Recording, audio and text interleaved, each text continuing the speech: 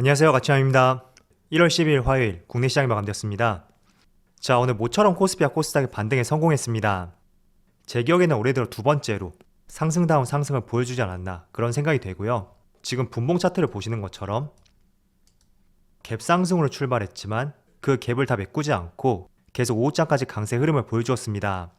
그래서 시장이 굉장히 강했었다, 그렇게 보여졌던 하루였고, 또 코스닥을 보면 자, 코스닥은 무려 2%가 넘는 상승을 보여주었어요. 그동안 굉장히 낙폭이 심했었는데 오늘은 예전 흐름을 멀리하고 굉장히 강한 모습을 보여주었습니다. 자, 그럼 바로 시가총액 상위 종목들을 살펴볼게요. 자, 먼저 코스피의 흐름을 보시면 오늘은 반도체 업종이 보합권 내에서 움직임을 보여주었지만 그래도 나머지 종목들이 대체적으로 2% 이상의 상승을 보여주면서 굉장히 강한 모습을 보여주었습니다. 특히 SK이노베이션의 강세가 두드러지는데 간밤에 다시 한번 유가가 급등을 보여주면서 최근에 저점 대비 약 30% 가까운 유가의 상승이 나오고 있습니다. 그래서 이노베이션도 그렇고 LG화학까지 오늘 특히나 강세 흐름을 보여주었다고 볼 수가 있고, 그리고 코스닥을 보면 자, 코스닥도 마찬가지로 전 종목이 오늘 굉장히 강한 흐름을 보여주었습니다. 그래서 시총 상위 종목들을 보더라도 오늘 시장이 어땠었는지 어느 정도 체감을 할 수가 있을 거예요. 자, 이어서 코스피의 수급을 보시면 오늘 모처럼 기관이 매수세를 보여주었고 올해 들어서 처음으로 매수세를 보여주었죠. 그리고 외국인은 여전히 매수세를 이어주고 있고 두 주체가 모두 1조 원 넘는 순매수를 보여주었습니다. 그래서 오랜만에 오늘은 기관과 외국인이 힘을 합쳤던 것 같고요. 그리고 코스닥을 보면 자, 코스닥도 마찬가지로 기관과 외국인의 순매수가 들어왔습니다. 비록 외국인은 소폭의 순매수를 보여주었지만 마찬가지로 같이 매수세를 보여주었던 것이 올해가 처음이죠. 그래서 오늘은 수급도 굉장히 양호했었다, 그렇게 정리를 해보고, 그리고 이어서 삼성전자를 보시면 오늘은 외국인의 소폭의 순매도가 있었지만 지수와 마찬가지로 모처럼 기관이 순매수를 보여주었죠. 그리고 SK하이닉스도 마찬가지로 외국인이 소폭의 순매도를 보여주었지만 기관은 오랜만에 매수세를 보여주었습니다. 그래서 아마도 오늘 지수가 강세를 보여주다 보니까 그동안 많이 매수세를 보여주었던 삼성전자하고 SK하이닉스 이 두 종목보다는 외국인은 다른 업종에 집중하지 않았을까, 그렇게 판단이 되는 것 같네요. 그리고 오늘 강세를 보여주었던 SK이노베이션, 자, 거래량도 많이 실렸고 기관이 정말 많은 매수를 보여주었죠. 그리고 최근에 외국인의 매수도 이어지고 있고 상당히 수급적으로 봤을 때 작년 말부터 조금은 안정적인 모습을 보여주고 있습니다. 자, 그리고 오늘 오랜만에 반등을 보여주었던 카카오, 그렇지만 외국인은 여전히 순매도를 보여주고 있고 기관과 개인이 소폭의 순매수를 보여주었네요. 자, 이어서 주체별 매매 동향에 대해서 살펴보도록 하겠습니다. 1월 12일 외국인이 가장 많이 매수한 종목은 LG화학, KB금융, 삼성전자 우선주, 신한지주, DB하이텍 이렇게 다 종목을 순매수 상위 종목에 올렸습니다. 자, 오늘도 외국인이 반도체 업종에 집중을 했는데 삼성전자와 SK하이닉스보다는 삼성전자 우선주 그리고 DB하이텍을 집중을 했던 것 같습니다. 그리고 금융주도 많이 매수를 보여주었죠. 자, 이어서 기관은 SK이노베이션, 삼성전자, 삼성 SDI, 네이버, LG이노텍 이렇게 다 종목을 순매수 상위 종목에 올렸습니다. 자, 이어서 글로벌 증시의 흐름을 살펴보면 어제 모처럼 미국 증시가 반등을 보여주었죠. 지금 보시면 S&P 500도 0.9%의 상승을 보여주었고 나스닥은 1.4%의 상승을 보여주었습니다. 그리고 다우지수는 0.5%의 상승을 보여주면서 전반적으로 기술주하고 성장주가 많이 포진해 있는 나스닥이 강세를 보여주었습니다.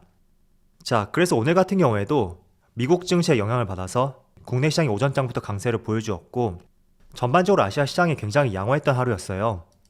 일본 니케이는 1.8%, 대만은 소폭의 강보합, 그리고 중국 상해지수도 0.3%의 상승을 보여주면서 오늘만큼은 모든 시장이 강세를 보여주었던 것 같습니다. 자, 일단 어제 미국 증시가 한 가지 우호적인 소식이 있었어요. 자, 여기 내용을 보시면 어제 파월의 연준 의장의 양적 긴축을 서두르지 않겠다 이런 발언을 했었고 또 그동안 우리가 지난달에 의사록을 통해서 금리 인상이 빨라질 수 있다는 그런 부정적인 시각 때문에 시장이 굉장히 불안정을 키웠다고 볼 수 있습니다. 그런데 올해는 수차례 금리 인상을 할 수 있다는 의지는 피력했지만 이 시기가 하반기부터 진행이 될 것이라는 다소 시장의 불안정을 잠식시킬 수 있는 발언을 했었고 그런 부분이 전체적으로 미국 증시하고 아시아 시장 그리고 국내 시장까지 모두 강세를 보여주었던 하나의 이유였다고 볼 수 있습니다. 자, 그런데 저는 개인적으로 이왕 할 거면 그냥 빨리 하자, 그게 저의 생각이거든요. 작년에도 테이퍼링 이슈 때문에 계속 시장이 불안정을 키웠었는데 그때마다 뒤로 연기될 것이라는 어떤 소식이 발표됨에 따라서 그럴 때마다 시장은 다시 한번 좋은 모습을 보여주었습니다. 자, 그렇지만 어쨌든 간에 결국에는 할 거란 말이죠. 그렇다면 빨리 불확실성을 제거하는 것이 낫지 않을까. 저는 개인적으로 이런 생각을 하고 있는데 어쨌든 연준 의장의 시기를 조금 늦췄다고 볼 수 있겠죠. 자, 그래서 이런 부분에 조금은 불확실성을 해소시킬 수 있다. 그렇게 볼 수 있고 그동안 주가 상승을 방해했었던 많은 성장주들 조금은 기재기를 펼 수 있는 그런 시간이 오지 않을까. 저는 그렇게 생각이 되고요. 자, 아울러서 오늘이 1월 10일이잖아요. 그런데 잘 생각해보면 오늘 그리고 지난주였나요? 한 두 차례 정도 제외하고 시장이 그렇게 맑았던 적이 없었습니다. 자, 그런데 저는 시기적으로 봤을 때 오늘 그리고 내일 이 구간이 변곡점이 되어서 당분간은 시장이 맑아질 가능성이 있다고 생각을 하고 있습니다. 자, 그 이유에 대해서 말씀을 드린다면 일단 첫 번째는 우리가 3월달에 금리 인상을 예상했었고 그에 따라서 시장이 굉장히 놀랐었다면 어제 파월 의장이 긴축을 서두르지 않겠다 이런 발언을 했었고 그 시기가 연말로 미뤄질 수 있다는 안도감이 한몫을 할 수 있다고 생각을 하고 있습니다. 자, 그리고 두 번째 가능성은 바로 에너지 솔루션의 상장이에요. 자, 여기 기사에도 나와 있듯이 증시의 블랙홀 역할을 할 것이다. 그렇게 전망을 하고 있는데 그 이유 중에 하나가 자, 여기 자료를 한번 살펴보세요. 기관들의 공모 예정 금액을 보시면 10조 9천억 원에서 많게는 12조 8천억까지 역사상 가장 높은 공모 예정 금액을 보여주고 있습니다. 자, 그런데 기관들의 수요 예측 기간이 어제 1월 10일이라고 그리고 오늘까지 이틀간 기간을 대상으로 수요 예측에 돌입을 했거든요. 자, 그래서 희망 공모가가 최상단을 결정이 된다면 아마도 12조 8천억이 필요하겠죠. 자, 그런데 오늘이 수요 예측이 마지막 날이라고 말씀을 드렸어요.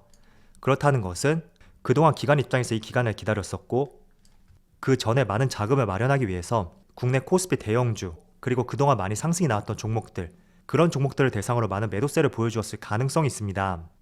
그런데 시기상으로 봤을 때 오늘이 마지막 날이 될 가능성이 있다. 그렇게 볼 수가 있겠죠. 내일부터는 기관의 수요 예측 기간이 잡히지 않기 때문에 더 이상 기관이 현금을 마련해도 청약 신청을 할 수가 없습니다. 그래서 기관의 매도 물량이 오늘이 마지막 날이지 않을까. 저는 조심스럽게 그렇게 말씀을 드려보고요. 또 잠깐 수급을 볼게요. 자, 여기 코스피의 수급을 보시면 12월 29일부터 기관의 매도 물량이 꾸준히 나오고 있고 지금 장중에는 기관의 매수 물량이 잡히고 있거든요. 그래서 이 수급만 봤을 때도 아마도 오늘이 수요 예측 마지막 날이고 그 자금을 마련하기 위해서 기관들의 매도 물량이 꾸준히 나왔을 가능성이 높다. 그렇게 이해해 보시면 좋을 것 같습니다. 자, 그런데 반면에 외국인의 매도 물량이 나오지 않고 있죠. 그 이유 중에 하나가 일단은 국내 기관은 돈이 없어요. 정말로 자금이 모자란다는 뜻은 아니고요.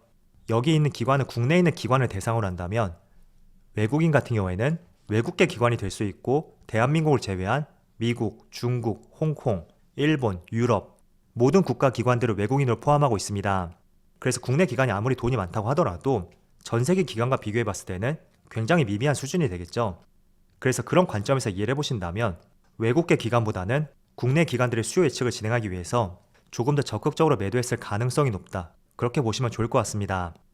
그래서 두 번째 가능성에 대해서 말씀을 드렸어요. 기관들의 수요 예측일이 오늘이 마지막 날이니까 만약에 최근에 매도세가 에너지 솔루션 상장과 연관성이 있었다면 이제는 그 매도 물량이 줄어들 가능성이 있고 오히려 매수 쪽으로 잡힐 가능성도 있다. 이렇게 이해해 보신다면 좋을 것 같아요.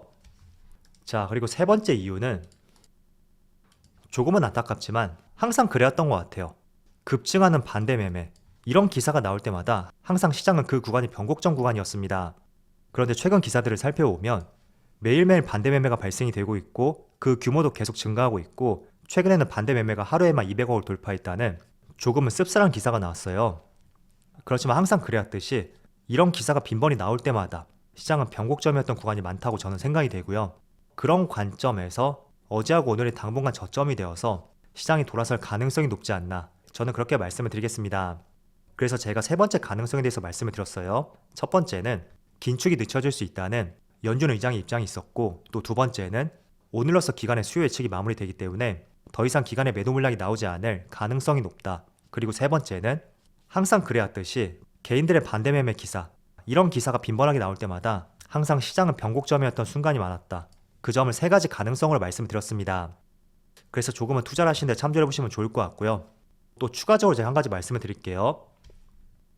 자, 오늘처럼 이렇게 지수가 강하게 상승세를 보이다 보면 대부분의 업종들이 강세를 보이기 마련이에요. 그래서 오늘 같은 경우에도 반도체, 2차전지, 그리고 게임주들, 엔터, 화장품, 또 수소, 원자재, 대부분의 업종들이 강세를 보여주고 있습니다. 자, 그런데 잘 생각해야 될 것이 지금 시점에서 상승을 내다볼 때 저는 두 가지 관점이 있다고 생각이 돼요. 첫 번째는 기술적 반등이 될 수가 있겠죠. 그래서 기술적 반등. 자, 이 경우 같은 경우에는 그동안 시장 상황이 좋지 못했었고 또 주가가 단기간에 급락이 나왔을 때 그런 종목들의 시장이 조금은 돌아서게 된다면 오늘처럼 기술적 반등에 의해서 상승 흐름이 나올 가능성이 있습니다. 대표적으로 최근에 약세를 보여주었던 것이 2차전지, 그리고 인터넷 관련주들, 오늘 카카오가 모처럼 반등을 보여주고 있죠. 그리고 두 번째는 추세적으로 상승하는 종목, 그래서 추세적 상승. 자, 이 두 번째 경우 같은 경우에는 지금 시장 흐름과는 상관없이 어떤 재료와 테마에 의해서 계속해서 주가가 강세를 보이는 업종들, 그런 업종들의 추세적 상승이라고 볼 수 있습니다. 자, 그런데 기술적 반등 같은 경우에는 우리가 조금은 조심할 필요가 있어요. 왜냐하면 업종에 따라서 업황이 부진한데도 불구하고 단지 오늘 지수가 상승하기 때문에 그 지수 상승에 편승해서 주가의 상승이 나왔을 가능성이 있습니다. 저는 대표적으로 인터넷 관련주들, 네이버하고 카카오, 이 두 개 업종은 오늘 상승세를 보여주고 있는데 저는 두 번째로 말씀드린 이 추세적인 상승은 아니라고 보고 있거든요. 그렇기 때문에 단지 오늘 지수가 강세를 보여주었기 때문에 그에 따른 기술적 반등의 가능성이 높다. 저는 이렇게 판단하고 있습니다.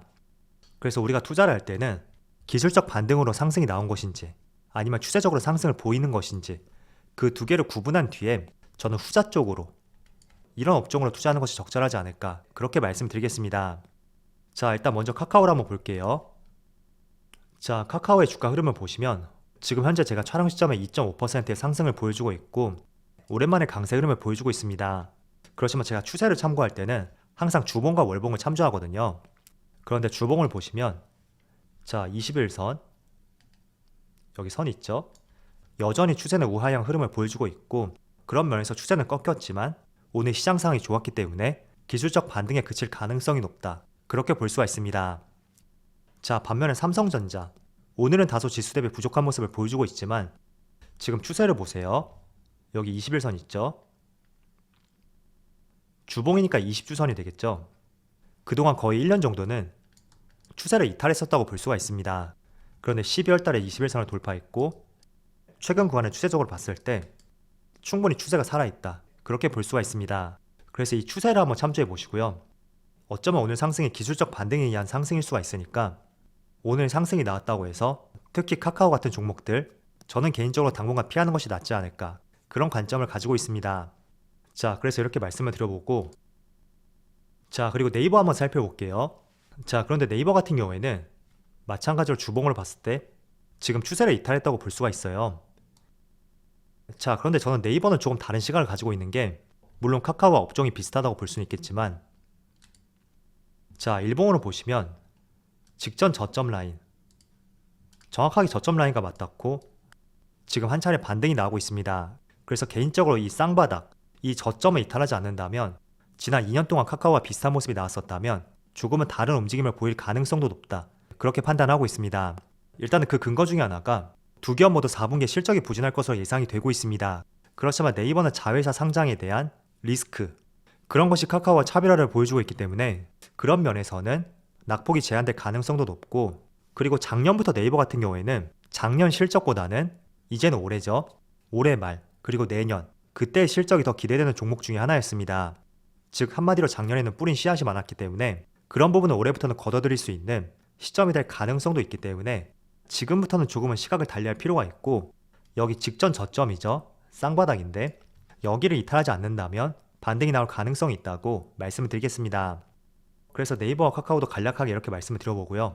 어쨌든 제가 말씀을 드린 대로 어제하고 오늘 지수의 바닥이 되어서 변곡점이 형성이 되는지 그 부분도 앞으로 지켜보시다면 좋을 것 같고 또 추가적으로 오늘 강세를 보였던 만큼 이제는 조금 더 시장에 힘을 낼 수 있는 그런 시점이 되기를 기원해 보겠습니다. 자, 그럼 오늘 영상 여기서 마치도록 하고요. 언제나 여러분들의 성공 투자를 기원하도록 하겠습니다. 감사합니다.